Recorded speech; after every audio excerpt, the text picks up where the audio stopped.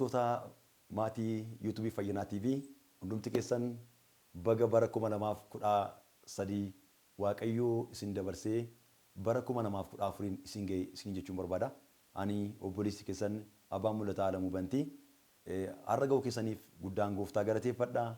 Anis isinii wajjiniin bara 2013 rakkinni dhiphinni yaaddoo fi lolli garaagaraa yoo jiraate iyyuu Waaqayyoo isinis ta'e anaan moochaani waldaa Fayyinaas dabarsee bara 2014tti nu dabarsuu isaatii fi hundumti keessan bakka jirtanitti baga gammaddanii baga Waaqayyoo abbaa mirgaa isin godhee jechuun barbaada. Itti dabalee sagalee duwwaadhaan gara keessanii dhufne ergaan qabadhee dhufee macaafa Isaayaas raajichaa boqonnaa 55 lakkoofsa 12-13 isin dubbisaa ergaadha kuni akkas jedha isin gammachuudhaan iddootti booji'amtanii hin baatu nagaadhaanis hin geggeeffamtu tulloonnii fi gaaronni isin duratti hin ililchu mukeetiin caakkaa hundinuus harka walitti rurrukutu qooda muka qoraattii birbirsi hin biqila qooda kosorruus hadheessi hin biqila kana hundinuu maqaan koo akka ittiin beekamuuf milikkita bara baraan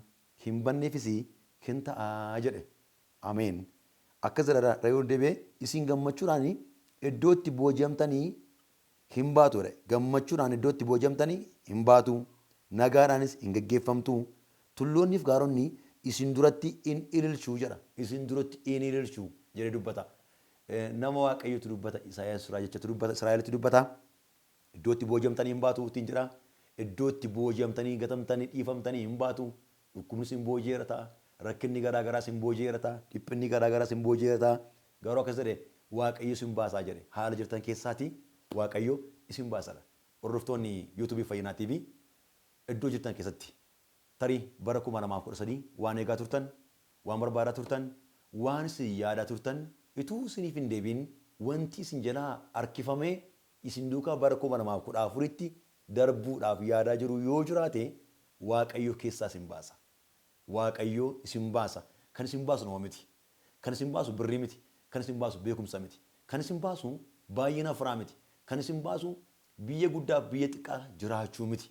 Harki Waaqayyo isin baasa. Hafuurri qulqulluun wangeelli humni Waaqayyo isin baasa hin baatu maqaa Yesuusiin. Dhukkuba jirtan keessaa hin baatu. Gaaffii jirtan keessaa hin baatu. Rakkina jirtan keessaa hin baatu. Nana mana maqaa Gooftaa Yesuus Kiristoosiin yeroo kanaa kaasee hafuura ba'u hafuura isin baasu isin gubbaatti labseera. Dhiigni Yesuus Kiristoos bara 2014 keessatti bara isin hafuura qulqulluun guutamtan. Bara isin ikonoomii guddattan. Bara isin spiritually nama haaraa taatan. Bara isin knowledgeally sammuun keessan ophanii ta'ee Waaqayyo wajjiniin walii galtan. Bara akkasinii ta'u hojjettanii bara guddattan. Amantiidhaan bara mul'attan. Karaa hundumaatiin bara isin baatan akkasinii ta'u dhiiga Yesuus Kiristoosiin labsii haaraa isin gubbaatti labseera. Maqaa du'ee badumtu hin ta'in maqaa du'ee hin banne maqaa Yesuusiin dubbiin kun lafa jirtanitti isin biraa ga'u. Biyya fagoo irra jirtan biyya dhiyoo kan jirtan Itoophiyaa keessa kan jirtan Itoophiyaa ala kan jirtan baadiyyaa fi magaalaa keessa kan jirtan maqaa Yesuusiin dhibee jirtan keessaa ba'a yeroo kana akkasatti rakkina keessaa ba'a gaaffii keessaa ba'a dhiiga Yesuus isa du'ee anaaf isiniin jiraachiseen rakkina keenya ofii baateen waan hundumaa keessaa nama haaraa ta'aatii ba'a yeroo kana kaasee fulbaanni tokko bara isinitti ulfinaan baatanii mul'atan akkasinii ta'u maqaa Yesuusiin dubbadheera. Maqaa Yesuusiin kun immoo isiniif haa ta'u. Hundumti keessan lafa jirtanitti battala YouTube kana bantanii kaaftanii koomentii jalatti ameen jechuun akka fudhattan dubbadheera. Ba'a maqaa Yesuusiin ba'a. Waaqayyo isin eebbisu. Hordoftoonni YouTube Fayyinaa TV eebbifamaa ani guddaan isin jaalladha. Suma dhugaatii isinii mararsiifadha.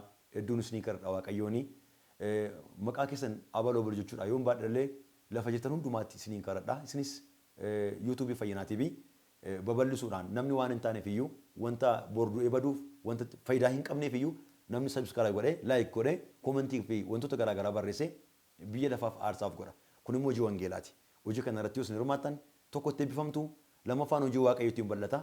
Kana gochuutiin akka itti tajaajilamtan tajaajila isaa akka bal'iftan irra deebi'ee isin yaadachiisuun barbaada. Gooftaan Yesuus isin haa eebbisu kanarra kan caalu kadhataan fayyina adda addaatiin lallabaan deebinee hin dhufna.